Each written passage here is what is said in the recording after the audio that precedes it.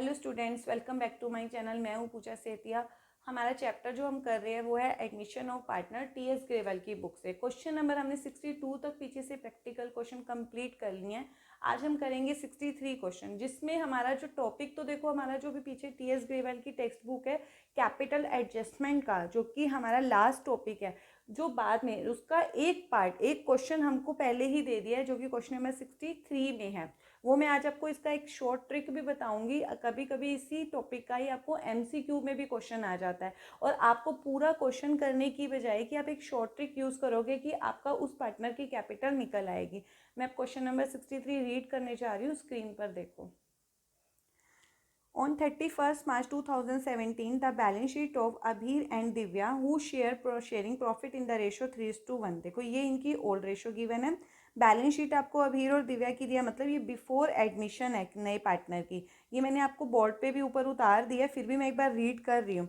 Liability side में देखो creditors, employ provident fund, investment fluctuation reserve, general reserve, capitals दिए। Asset side में cash, debtors, उसके ऊपर प्रोविजन, स्टॉक और इन्वेस्टमेंट, और उसके साथ उसकी मार्केट वैल्यू दी है 4,40,000 और साइड में आपको अमाउंट दिया है 5 लाख। देखो जब भी इन्वेस्टमेंट का मार्केट वैल्यू और आपको साइड में लाइबिलिटी साइड में इन्वेस्टमेंट फ्लक्चुएशन रिजर्व दिया होता है, तो इसकी हमेशा आप सबसे पहले रीवैल्यूएशन अकाउंट बनाने से पहले इसकी जर्नल एंट्री पास करके देखोगे। वो मैं अभी करके दिखाऊंगी आपको बोर्ड पे। नीचे आपको बोला है they decided to admit Vibhor as on 1 April 2017 for 1/5 share. Number 1 बोला है कि Vibhor shall bring 80,000 as the share of goodwill premium. Stock was overvalued by 20,000. A debtor whose dues of rupees 5,000 were written off as bad debts paid 4,000 in full settlement. 2 months salary as 6,000 per month was outstanding है. Vibor was to bring in capital to the extent of 1/5 of the total capital of the new firm। देखो यही वाला जो topic है आपका कि वो total capital में से अपना शेयर लेकर आएगा, ये आपका कैपिटल एडजस्टमेंट का टॉपिक है।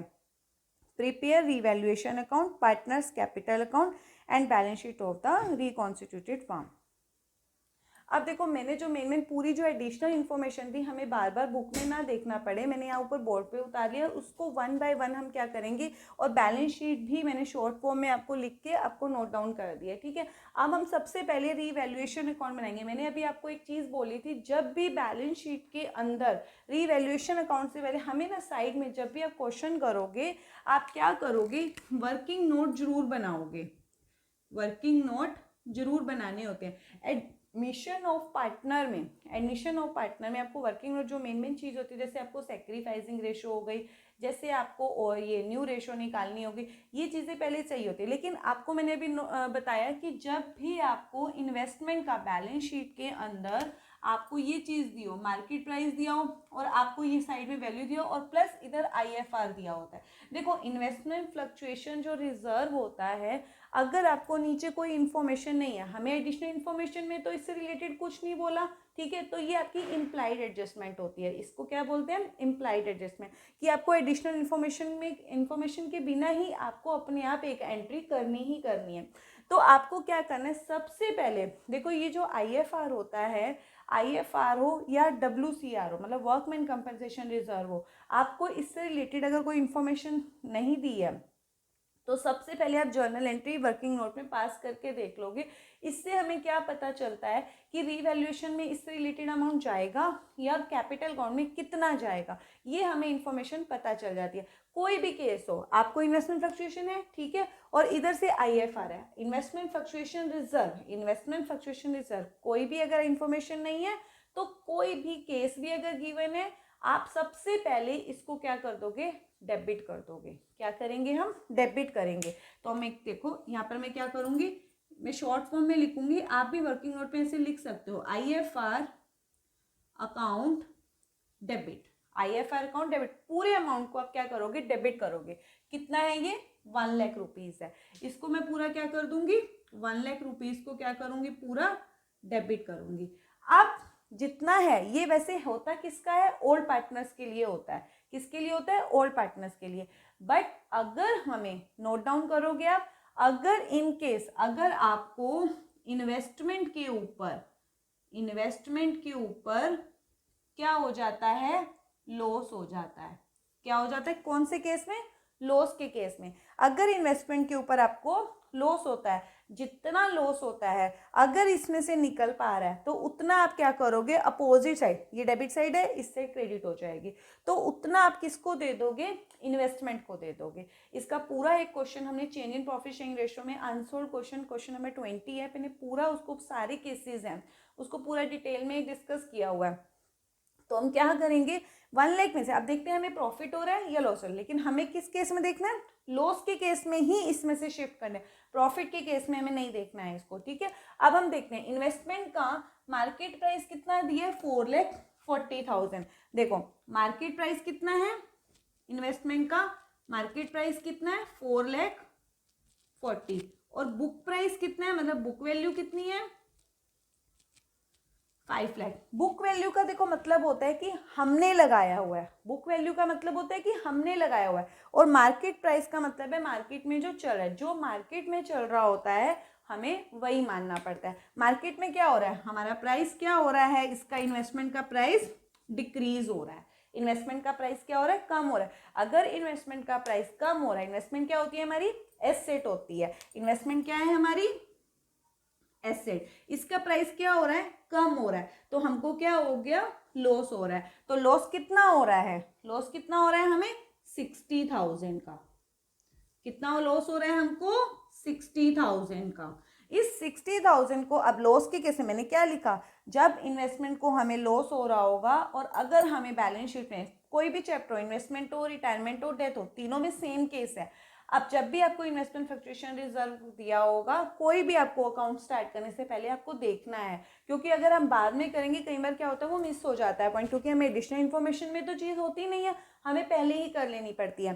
तो अब लॉस के केस में हम क्या करूँगी, इसमें से 60,000 किसको दे दूंगी मैं, इन्वेस्टमेंट को दे दूंगी, ये 60,000 लिख दिया, और ये किसको दूंगी मैं, टू इन्वेस्टमेंट।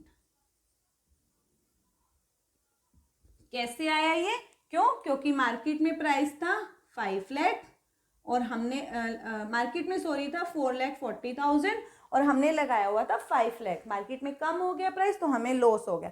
अब कितना बच गया 40,000, अभी भी रिजर्व बचा हुआ है, उस 40,000 को आप किसको दे दोगे, ओल्ड पार्टनर्स को दे दोगे ओल्ड रेशियो में, क्लियर। तो अब बाकी जो बचेगा वो क्या हो जाएगा, टू, कौन से पार्टनर्स हैं ओल्ड, अभीर और Divya, to Abhir capital, to Divya capital, इनकी रेशियो में दे देंगे। ओल्ड रेशियो जब हमने क्वेश्चन रीड किया था ओल्ड रेशियो क्या थी, 3:1 थी। अब कितना हो गया, 1 लाख में से 60 तो चला गया, कितना रह गया 40,000।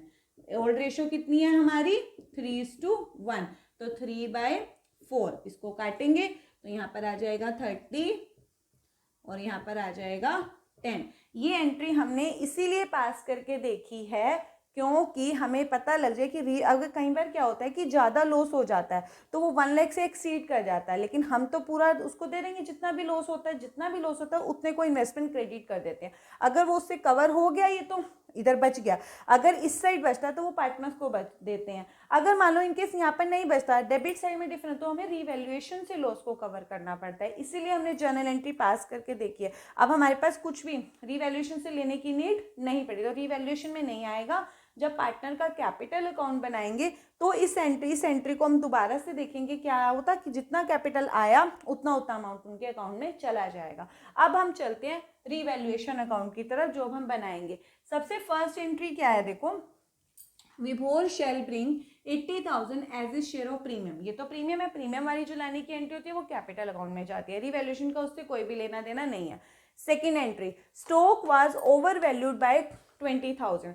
देखो स्टॉक का प्राइस क्या हो गया, ओवर लगा रखा है। स्टॉक हमारी क्या होती है, एसेट होती है। एसेट का प्राइस अगर हमने ज़्यादा लगा रखा है तो हम उसको क्या कर देंगे, कम कर देंगे। अगर हमें एसेट का प्राइस क्या करना पड़ा है, ऐसे डिक्रीज करना पड़ रहा है तो हमें क्या हो जाएगा, लॉस हो जाएगा। तो इसमें लॉस जो होता है रिवैल्यूएशन में कहाँ जाता है, डेबिट साइड में जाता है। अगर आपको प्रॉफिट हो रहा है किसी एसेट या लायबिलिटी के ऊपर तो कहाँ जाएगा, क्रेडिट साइड में जाएगा। अब मुझे स्टॉक का प्राइस क्या होगा, मैंने ज़्यादा लगा रखा है तो मुझे अपने एसेट का प्राइस को क्या करना पड़ेगा, कम करना पड़ेगा, तो मुझे क्या होगा, लॉस होगा, तो वो डेबिट साइड में जाएगा। तो मैं यहाँ पर लिखूंगी टू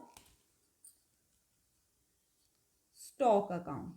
अब देखो पूरा हमें एज इट इज अमाउंट दिया है, बाय वर्ड है एज इट इज। जब बाय वर्ड होता है तो एज इट इज आपको उतना ही प्रॉफिट या लॉस का अमाउंट दिया होता है, आपको कोई डिफरेंस चेक नहीं करना है। बाय वर्ड का मतलब है आपको पूरा एग्जैक्ट इतना लॉस का ही, हमारी वैल्यूएशन में जितना आपको प्रॉफिट होता है और जितना लॉस होता है वही अमाउंट जाता है। यहाँ पर क्या लिख देंगे हम 20,000।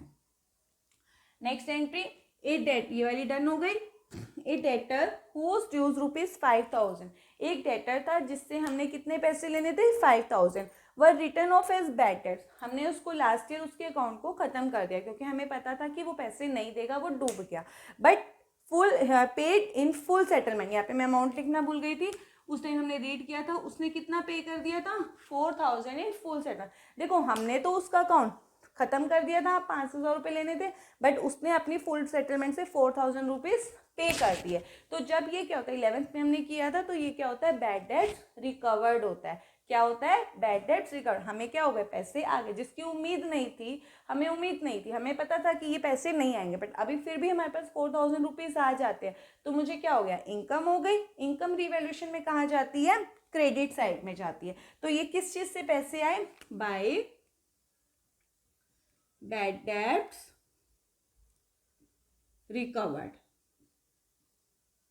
यहां पर आप एक चीज आपको बता रही हूं ताकि हमें बैलेंस शीट में मिस्टेक ना हो, ब्रैकेट में आप क्या लिखोगे बैंक।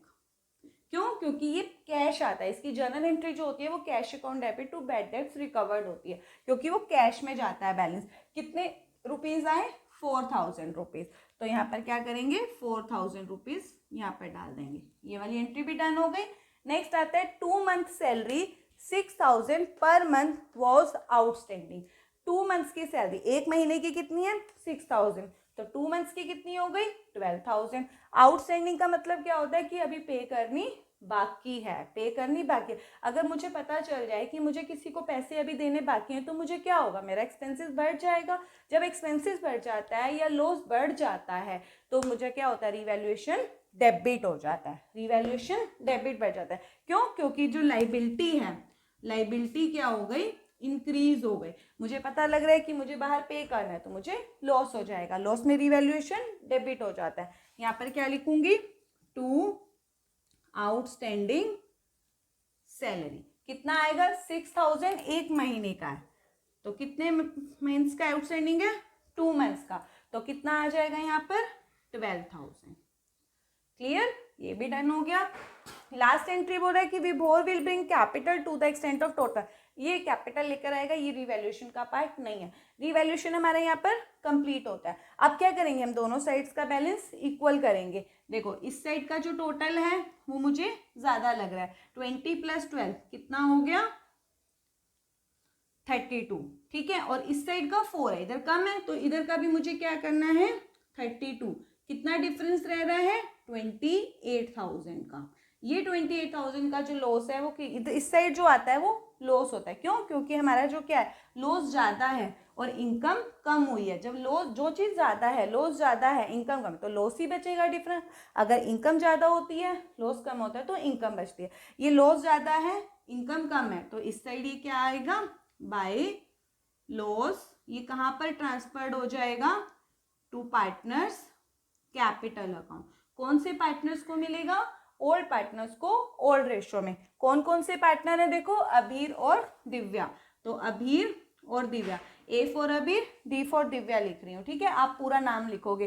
कौन सी रेशो है इनकी ओल्ड रेशो भाई 3:1, तो 28,000 को मैं यहाँ पर दूंगी इंटू 3/4, यहाँ पर 7, तो इसके कॉलम में आएगा 21,000 और इनके कॉलम में आएगा 7,000। ये हो गया 28,000। ये पूरा रिवैल्यूएशन मेरा क्या होता है कंप्लीट। अब हम चलेंगे कैपिटल अकाउंट की तरफ। अब देखो हम कैपिटल अकाउंट हमने लास्ट क्वेश्चंस में भी बनाए, मैंने आपको पहले भी बोला है एडमिशन ऑफ पार्टनर में हम स्टेप्स के अकॉर्डिंग चलते हैं। जब हम कैपिटल अकाउंट बनाते हैं क्या स्टेप्स के अकॉर्डिंग जब हम चलते हैं तो हमारा क्वेश्चन एकदम बैलेंस शीट का जो आंसर आएगा वो बोथ साइड्स का एक्यूरेट आएगा। अगर आप पहले कोई चीज़ डाल दोगे बाद में अगर स्टेप्स याद नहीं रखोगे ना तो आपका क्वेश्चन गलत हो जाएगा। कोई ना कोई क्या होगा स्टेप अगर मिसिंग है तो डेफिनेटली क्वेश्चन भी गलत जाएगा। तो इसलिए आप क्या करोगे जब भी क्वेश्चन कैपिटल अकाउंट बनाओगे तो स्टेप्स के अकॉर्डिंग बनाओगे। सबसे पहला स्टेप क्या होता है कैपिटल अकाउंट का, हम कैपिटल अकाउंट जब स्टार्ट करते हैं बीडी से स्टार्ट करते हैं, बैलेंस बीडी से, ओपनिंग बैलेंस से, और वो किसके होते हैं, और पार्टनर्स के, और जो एंड होगा वो तीनों के सीडी पे खत्म होगा। तो पहला स्टेप बाय बैलेंस बीडी, क्योंकि क्रेडिट में ही जाता है, कैपिटल क्या होती है, क्रेडिट होती है। आप क्या लिखोगे, बाय बैलेंस बीडी। अब देखो जो कैपिटल अकाउंट बनाते हैं तो ज़्यादातर क्रॉस ट्रांसफरिंग ही होती है, तभी मैंने क्या किया, आपको एक एक करके नहीं बनाया, इसलिए मैंने बैलेंस शीट भी उतारी, रिवैल्यूएशन अकाउंट भी यहीं पर ही लिखा, ताकि आपको कोई भी डाउट ना रहे। देखो बैलेंस शीट से शुरू करेंगे, पहले जो 2 स्टेप है वो बैलेंस शीट से ही है। पहला स्टेप जैसे कैपिटल इस साइड है, लेफ्ट है ना, तो राइट साइड में शिफ्ट हो जाएगा, लेफ्ट वाली राइट, राइट वाला लेफ्ट। कैपिटल अकाउंट का अभीर और दिव्या की कैपिटल किस साइड पड़ी है, लेफ्ट साइड में, 6 लाख और 4 लाख, लेफ्ट है ना, तो कैपिटल अकाउंट का राइट साइड क्या होगा, क्रेडिट वाला होगा। तो कितना आ जाएगा यहाँ पर, 6 लाख और 4 लाख। अभी नया पार्टनर नहीं आया। पहला स्टेप बैलेंस बीटी का। सेकेंड स्टेप जो हमारा होता है वो होता है बैलेंस शीट के अंदर जितने भी आपके रिजर्व्स, लॉसेस वगैरह पड़े होते हैं उनके क्रॉस ट्रांसफरिंग करेंगे until there is no any other information in, नीचे एडिशनल इन्फॉर्मेशन। अगर आपको एडिशनल इन्फॉर्मेशन में कोई आपको अदर इन्फॉर्मेशन नहीं दी है रिजर्व से रिलेटेड, तो आप उनकी क्रॉस ट्रांसफरिंग करोगे। जो भी एक्यूमुलेटेड प्रॉफिट लॉसेस का पार्ट है, लेफ्ट है तो राइट में, राइट है तो लेफ्ट में, कौन सी रेशो में, ओल्ड रेशो में। अब हम चेक करते हैं कौन सा रखा हुआ है, कौन सा पड़ा है। देखो क्रेडिटर्स लाइबिलिटी है, ईपीएफ हमारा एम्प्लॉय प्रोविडेंट फंड होता है, ये लाइबिलिटी होती है। आईएफआर की मैंने सबसे पहले जब भी हमने रिवैल्यूएशन से पहले आपको एंट्री करके दिखाई थी, ये वाली एंट्री थी हमारी। आईएफआर में देखो हमारे पार्टनर्स के हैं, पार्टनर्स का नाम आ रहा था, देखो अभीर और दिव्या, किस साइड में है, क्रेडिट में है ना, क्रेडिट में मैंने अमाउंट डाल रखा था, तो एज इट इज क्रेडिट में ही डाल दोगे आप। क्लियर, क्रेडिट में 30 और 40 अमाउंट पहले डालो, यहाँ पर 30,000 और यहाँ पर 40,000। नए पार्टनर का कोई भी रोल नहीं है। ये किस चीज का मैंने सेकंड स्टेप डाला है, हमने किसकी ट्रांसफर करी थी, देखो ये लेफ्ट है ना, राइट में अपने आप आ गया। क्या लिखेंगे हम, by investment fluctuation reserve account. आप पूरा वर्ड्स लिखोगे, मेरे पास इतना स्पेस नहीं है, अगर मैं एक एक बनाऊंगी तो बहुत अच्छा दिखेगा आपको, लेकिन मैं चाहती हूँ कि आपको पूरा क्वेश्चन बहुत अच्छे से समझ आए, तभी मैंने बैलेंस शीट और ये भी बनाया है। अब हमारा इस साइड में और क्या रखा है, इसका तो हो गया, आईएफआर का डन है। नेक्स्ट हमारा आता है जनरल रिजर्व। जनरल रिजर्व भी हमारा एक्यूमुलेटेड प्रॉफिट लॉस, इसके बारे में तो कोई इन्फॉर्मेशन नहीं थी, लेफ्ट है तो राइट में इसको भी मैं क्या करूंगी, शिफ्ट कर दूंगी। तो क्या लिखूंगी यहाँ पर, ये थर्ड स्टेप है, सेकंड स्टेप के अंदर ही आता है, ये मैं थर्ड नहीं लिख रही हूँ, ये सेकंड नंबर पे ही आता है। ठीक है, सेकंड स्टेप में जरूरी नहीं है कि एक ही चीज होगी, 2 भी हो सकती है, 3 भी हो सकती है, 4 भी हो सकती है। ठीक है, अब हम क्या लिखेंगे यहाँ पर, बाय जनरल रिजर्व अकाउंट। कितना रखा है, 1,20,000। कौन सी रेशो में डिस्ट्रीब्यूट होगा, ओल्ड रेशो में। 1,20,000 को 3:1 इनकी ओल्ड रेशो थी, तो 3/4 इसको काटेंगे तो 33 इंटू 3 90,000 आएगा अभीर के अकाउंट में, और 30,000 आएगा दिव्या के अकाउंट में। इसको कोई भी बैलेंस नहीं मिलेगा। इस साइड ये भी हो गया। अब हम इस साइड आते हैं, कुछ रखा तो नहीं है, कैश, डेटर, प्रोविजन, कुछ भी हमारा एक्यूमुलेटेड प्रॉफिट लॉसेस का पार्ट नहीं है। 2 स्टेप हमारे डन हो गए। पहला स्टेप बाय बैलेंस बीडी का। सेकेंड स्टेप हमारा होता है बैलेंस शीट के अंदर ही चेक करने का कि कोई रिजर्व लॉसेस तो नहीं रखा है, उसको हम क्रॉस ट्रांसफरिंग करते हैं। थर्ड स्टेप होता है हमारा रीवैल्यूएशन का। बैलेंस शीट का रोल खत्म। बैलेंस शीट के 2 स्टेप, ठीक है, कंपल्सरी स्टेप होते हैं। उसके बाद थर्ड स्टेप होता है हमारा इसके जस्ट बाद रीवैल्यूएशन अकाउंट। रीवैल्यूएशन अकाउंट में देखेंगे पार्टनर्स को प्रॉफिट या लॉस होता है, किस साइड हो रहा है, लेफ्ट या राइट। किस साइड हुआ हमारा, राइट साइड। इसको टिक कर दो। ये क्यों टिक करती जा रही हूँ, क्योंकि बैलेंस शीट में मैं आपको एक ट्रिक बताऊंगी कैसे करना है इसको। ये लॉस है, राइट साइड है ना, ये राइट, तो ये किस साइड जाएगा क्रॉस में, लेफ्ट साइड में। ये राइट है तो ये लेफ्ट में जाएगा। ये कौन सा स्टेप होगा हमारा, थर्ड नंबर वाला। यहां लिखूंगी मैं to revaluation account, to revaluation account. Clear, क्या है आपका 21,000 और 7,000। इसके कॉलम में डाल देती हूँ 21,000 और 7,000। ये हो गया। अब नेक्स्ट स्टेप, 3 स्टेप कंप्लीट हो गए। फोर्थ स्टेप पे हम आते हैं। फोर्थ स्टेप होता है हमारा जब नया पार्टनर आता है वो क्या लेकर आता है, कैपिटल लेकर आता है। क्या लेकर आता है, कैपिटल लेकर आता है। अब वो हमारा, हम पहले लिख देते हैं वो कैसे लेकर आता है, by cash, by cash account, या फिर आप लिखते हो बाय बैंक अकाउंट। आपका वैसे यहाँ पर कैश एट बैंक ही दिया था, तो आप यहाँ पर बाय बैंक वर्ड भी लगा सकते हो। हम यहाँ पर क्या लिख देंगे, बाय बैंक, क्योंकि कैश एट बैंक था, मैंने शॉर्ट फॉर्म में यूज करा था ना, तो आप बाय बैंक वर्ड लगा दोगे।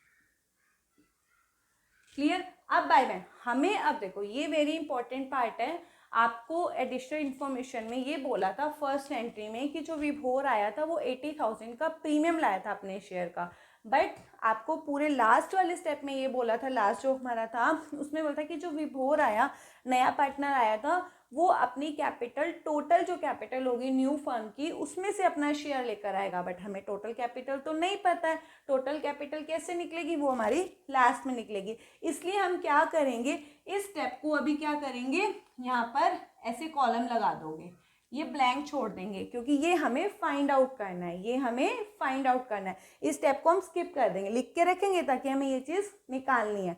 फिफ्थ स्टेप, कौन सा नंबर पे आ गए हम, 5 स्टेप पे। 5 स्टेप होता है हमारा, जो नया पार्टनर प्रीमियम लाता है, या तो वो कैश में लेकर आता है या फिर कैश में नहीं लाता है। यहाँ पर हमें बोला था कि नया पार्टनर प्रीमियम किस में लेकर आया है, कैश में लेकर आया है। जब कैश में लाता है तो हम यहाँ पर लिखते हैं बाय प्रीमियम फॉर गुडविल। अगर वो कैश में नहीं लाता है तो नए पार्टनर का ही नाम आ जाता है और उसके साथ करंट वर्ड यूज कर लेते हैं। अब वो कैश में लाया था तो हम यहाँ पर लिखेंगे by premium for goodwill account. कौन सी रेशियो में डिस्ट्रीब्यूट करते हैं हम, सेक्रीफाइसिंग रेशियो में।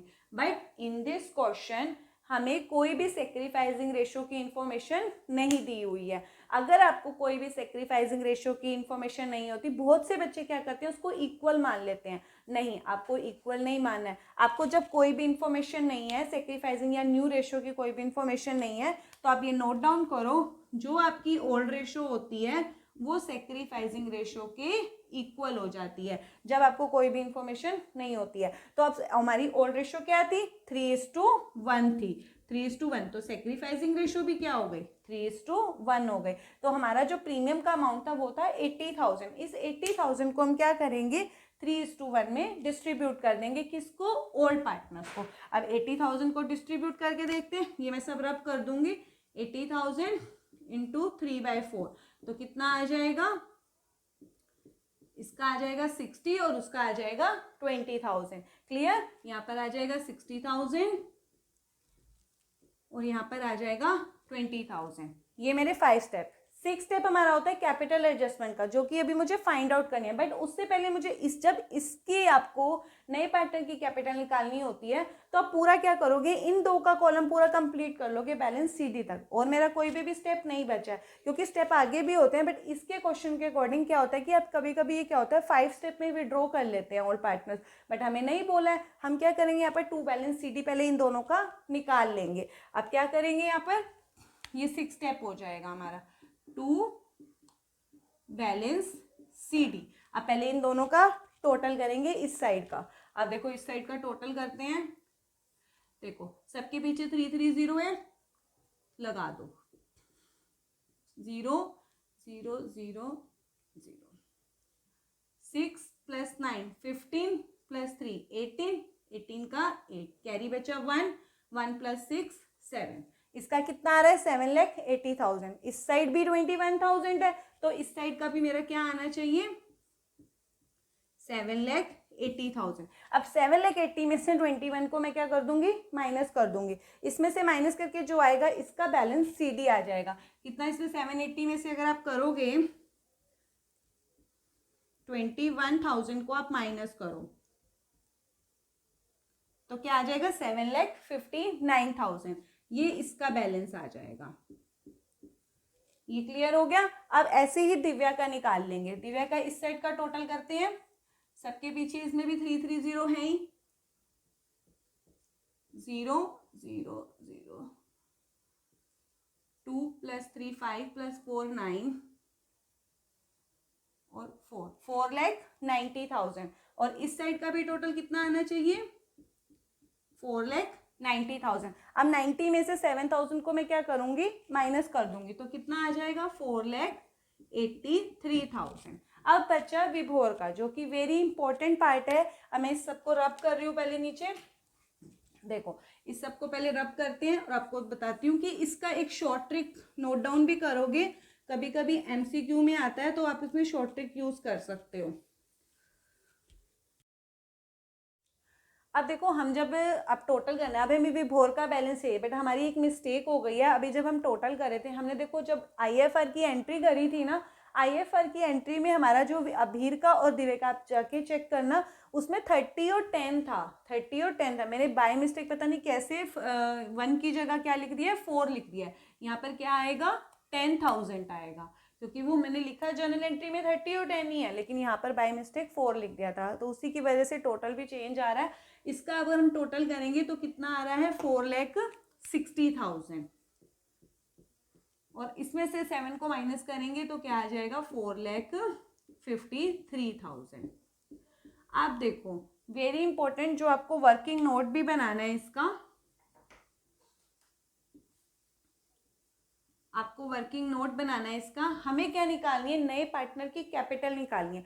उन्होंने बोला था कि ये जो विभोर कैपिटल लेकर आया है, वो total capital of new firm की, उसमें से अपना शेयर लेकर आया है। जो अपना शेयर उसका था वो शेयर 1/5 था, ठीक है। तो पहले हम क्या करेंगे, हमारे पास क्या हो, ये कैपिटल होती है, ये कैपिटल, ये न्यू कैपिटल, ये न्यू फर्म की कैपिटल होती है टोटल, 1 2 3 3 पार्टनर से तीनों की टोटल होना चाहिए, बट हमारे पास क्या है, 2 की है। तो आप क्या करोगे, पहले टोटल निकाल लोगे। आप क्या लिखोगे, टोटल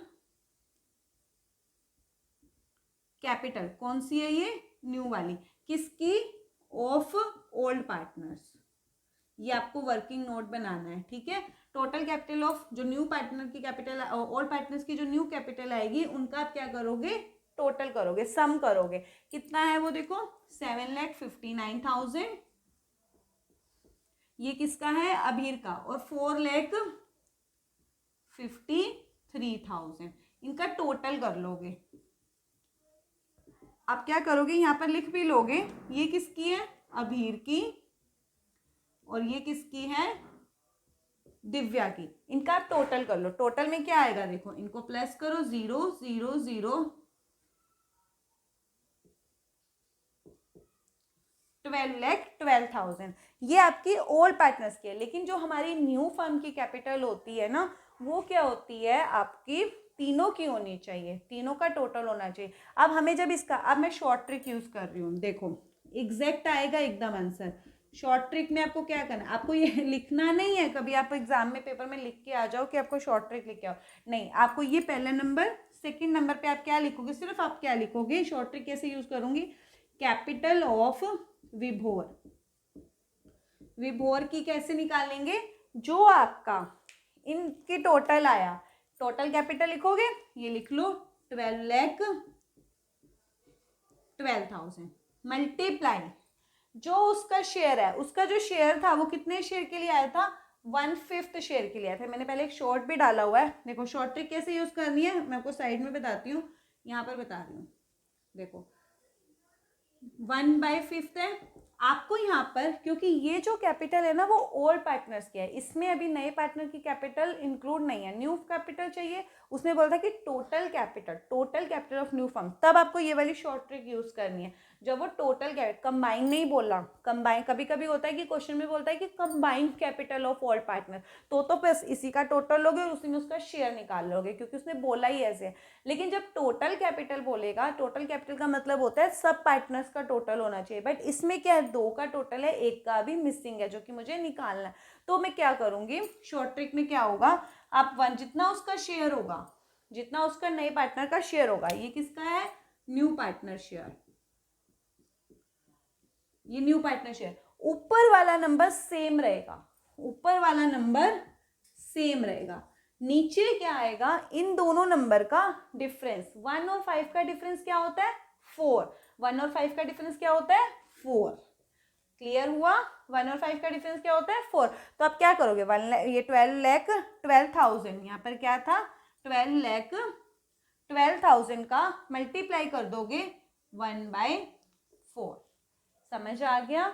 आप इसको आप सीधा डायरेक्ट कर सकते हो, ठीक है, उसमें आपके कोई मार्क्स नहीं कटेंगे क्योंकि आपको एग्जैक्ट आंसर आना चाहिए। वो इतना वो नहीं करते कि आपका ये बस देखते हैं कि आपने वर्किंग नोट बनाया हुआ है या नहीं आया हुआ बनाया हुआ। लेकिन मैं इसको वो एक्सप्लेन करूँ कि ये हम लगाते क्यों हैं, क्यों लगाते हैं। क्योंकि देखो, जब भी हमें किसी की कैपिटल दी होती है, जब हमें किसी एक की कैपिटल दी होती है, किसी एक की, ठीक है, और अगर हम उसी के शेयर को रेसिप्रोकल कर देते हैं, उसी के शेयर को रेसिप्रोकल करते हैं, तो वो पूरी फर्म की निकल आती है, सबकी निकल आती है। अब ये किसकी है, दो पार्टनर्स की है। हमें क्या होता है कि जब एक नए पार्टनर का शेयर है, जैसे 1/5 है, वो पूरे क्या है, एक पार्टनर का है, पूरे का शेयर क्या होता है, 1 होता है ना, पूरे का शेयर क्या होता है, 1 होता है। अगर आप 1 में से इसको माइनस कर दोगे तो वो रिमेनिंग शेयर होता है, रिमेनिंग शेयर होता है। उस रिमेनिंग शेयर को रेसिप्रोकल कर दोगे तो वो पूरी फर्म की निकल आएगी। उसमें से उसका शेयर ऐड डाउन कर दोगे तो नई पार्टनर की कैपिटल। तो इसलिए हमें इतना बड़ा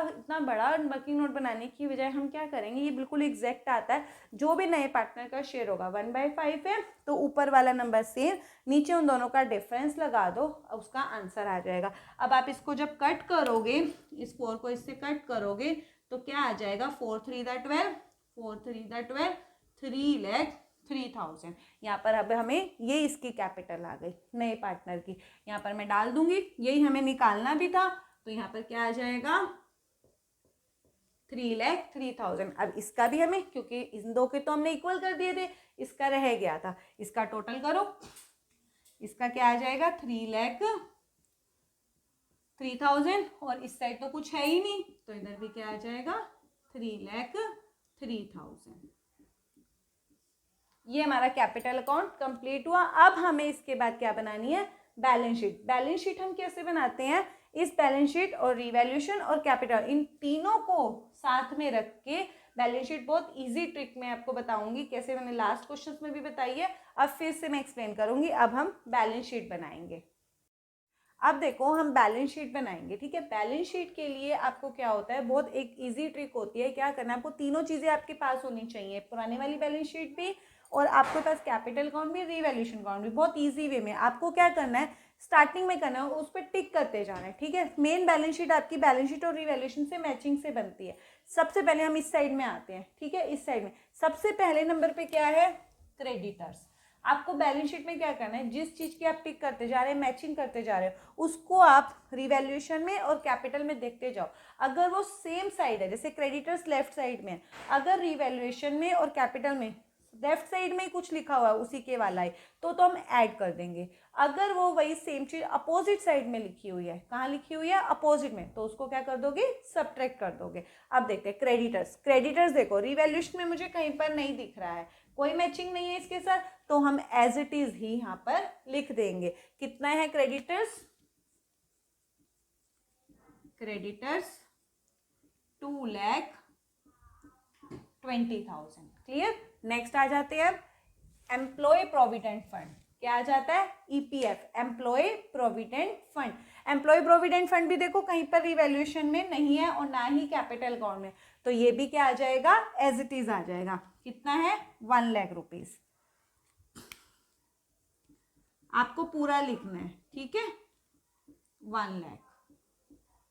नेक्स्ट आ जाओ आईएफआर। इसमें मैंने पहले ही टिक लगा रखा है, क्यों, क्योंकि हमने इसको क्या करा था, देखो ये लेफ्ट है ना 1 लाख, और ये राइट है, तो वो क्रॉस हो गया। अपोजिट में आपका बोलोगे कि माइनस क्यों नहीं हुआ, है ना। देखो इसमें हमने क्या किया था, टिक कर दे, क्योंकि हमने इसकी जर्नल एंट्री पास करी थी आईएफआर। कोई भी रिजर्व होता है ना, कोई भी रिजर्व, वो कैपिटल अकाउंट में शिफ्ट हो जाता है, तो इसलिए वो नई बैलेंस शीट में नहीं आएगा, क्योंकि हमें कुछ इन्फॉर्मेशन नहीं थी। वो क्या हो जाता है, डिस्ट्रीब्यूट हो जाता है, जितने भी प्रॉफिट लॉसेज होते हैं, तो हम इसकी मैचिंग नहीं करेंगे, क्योंकि वो क्या हुआ है, 1 लाख था, 1 लाख में से हमने क्या किया था, 60,000 तो उसको दे दिया था हमने इन्वेस्टमेंट को, बाकी का 40,000 हमने पुराने पार्टनर्स को दे दिया था, तो वो कट आउट हो गया, बराबर हो गया था।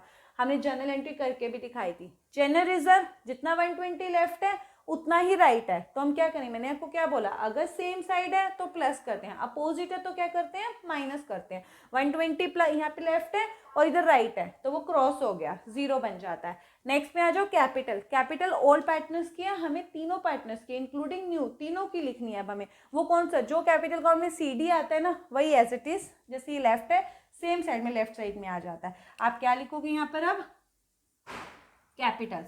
किसकी? अभीर की, दिव्या की और विभोर की। अब आप पूरे पूरे नाम लिखोगे, ठीक है? आपने अपनी नोटबुक में जब क्वेश्चन करोगे तो पूरे पूरे नाम लिखोगे।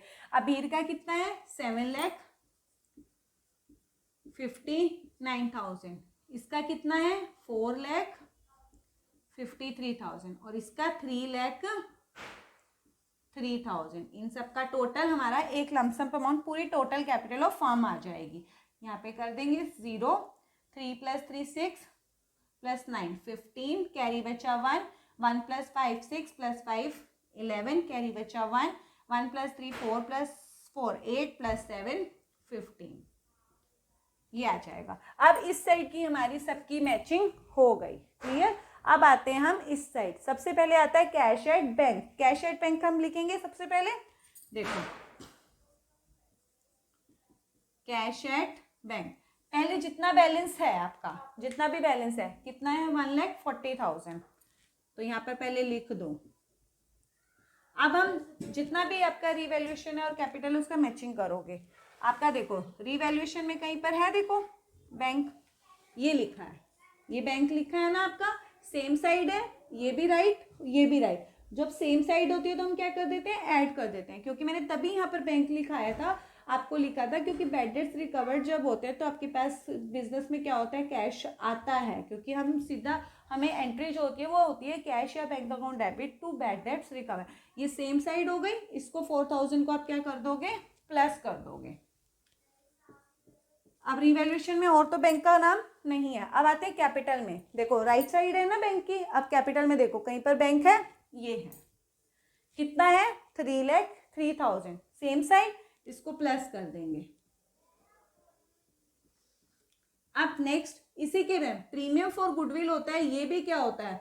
बैंक होता है। क्योंकि इसका मतलब क्या होता है? जब प्रीमियम फॉर गुडविल लिखते हैं, नया पार्टनर अपना प्रीमियम किस में लाया है? कैश में लाया।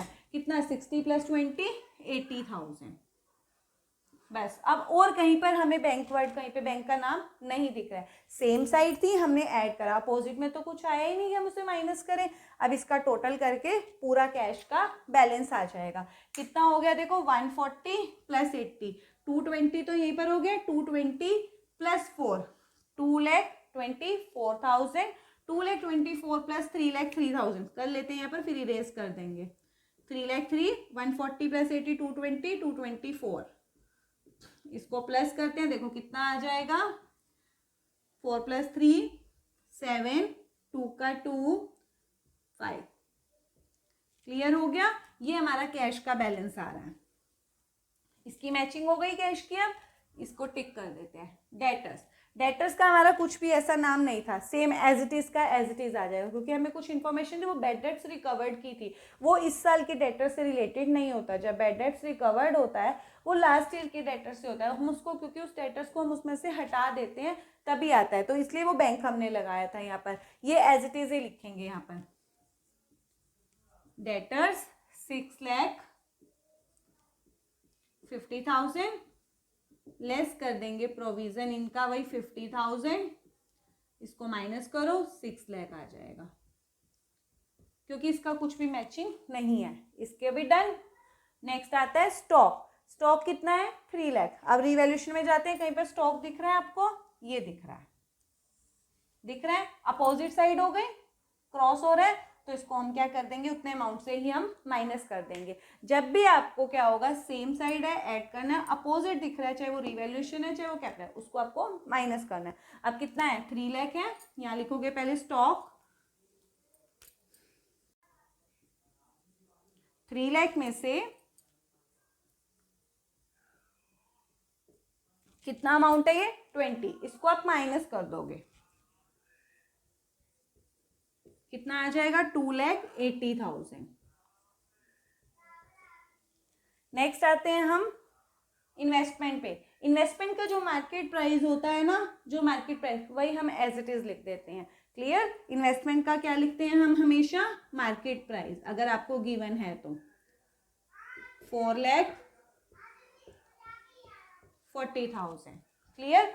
अब हम जाएंगे, देखो इस बैलेंस शीट में सारी मैचिंग कवर अप है। अब रिवैल्यूएशन में जाके चेक करोगे, अगर कुछ आइटम रह जाती है, देखो स्टॉक की डन, उसके बाद आउटस्टैंडिंग सैलरी, देखो इसमें ऊपर नहीं था तो इसकी मैचिंग बची है। तो जिस साइड रिवैल्यूएशन में अगर कोई चीज़ बच जाती है, अगर वो लेफ्ट है तो बैलेंस शीट में भी लेफ्ट साइड में जाएगी, अगर रिवैल्यूएशन में कोई चीज़ राइट साइड में बची हुई है जिसकी ऊपर वाली बैलेंस शीट से मैचिंग नहीं, तो as it is right side में आ जाएगी। तो ये आउटस्टैंडिंग सैलरी की मैचिंग नहीं हुई थी, तो अब ये लेफ्ट है तो एज इट इज़ हम यहाँ लिख देंगे। देखो कैपिटल सबसे लास्ट होता है तो मैं यहाँ पर बीच में लिख देती हूँ, तो क्या लिख देंगे हम यहाँ पर, आउटस्टैंडिंग सैलरी कितनी, 12,000। क्लियर। अब देखो इस साइड ये बैड डेट्स रिकवर्ड की मैचिंग हो गई, इस पे मैंने पहले ही टिक लगा दिया, क्यों, क्योंकि ये कैपिटल गवर्नमेंट में ट्रांसफर हो गया था। प्रॉफिट या लॉसेस जो रिवैल्यूएशन का होता है वो बैलेंस शीट में नहीं जाता है। अब हम क्या करेंगे, दोनों साइड्स का टोटल करेंगे। दोनों साइड्स का टोटल क्या होना चाहिए, हमारा इक्वल आना चाहिए। देखो मैं करके दिखाती हूँ आपको, सबके पीछे मैक्सिमम 30 तो है ही, तो 30 पहले लगा दो। अब एक एक जब जैसे जस्ट पहले वाला तो उस पर टिक करते जाओ। 5 0 5 + 2 7, तो यहाँ पर 7। अब पीछे से 1 + 0 1 1 + 1 2 + 2 4। अब 5 + 1 6 + 2 8, और ये 1 बचा, ऊपर कुछ भी नहीं बचा, तो 18,47,000 इस साइड का टोटल आ रहा है। तो डेफिनेटली अब ये आपकी ड्यूटी है, अब आप यहाँ पर आप खुद करोगे और मुझे कमेंट सेक्शन में बताओगे कि आपका टोटल भी एग्जैक्ट आया या फिर नहीं आया। यहाँ पर हमारा ये क्वेश्चन नंबर 63 कंप्लीट होता है। देखो अगर आप स्टेप्स के अकॉर्डिंग करोगे तो आपका क्वेश्चन जो है, आपका जो लास्ट में बैलेंस शीट मैचिंग होगी बिल्कुल एक्यूरेट होगी। अगर आप कोई भी स्टेप्स मिस कर देते हो तो डेफिनेटली क्या होगा, कहीं ना कहीं मिस हो जाएगा। अगर आप स्टेप से और मैचिंग करके क्रॉस ट्रांसफरिंग करके करोगे डेफिनेटली क्वेश्चन एकदम सही आएगा। जब भी आप बनाओ, आप नोटबुक में बनाओगे तो आपको साथ होना चाहिए, ये नहीं कि पहले एक पेज पे आपने रिवैल्यूएशन बना लिया, नेक्स्ट पेज पे आप कैपिटल बना रहे हो। आपको क्या करना है, स्ट्रक्चर साथ के साथ बनाओगे और पहले इसको कंप्लीट फिर उसको स्टेप बाय स्टेप करोगे। फिर भी अगर आपको कुछ इसमें नहीं समझ आता है, कुछ आपको डाउट रह जाता है, तो आप कमेंट सेक्शन में छोड़ देना, मैं आपको उसका सॉल्यूशन डेफिनेटली दे दूंगी।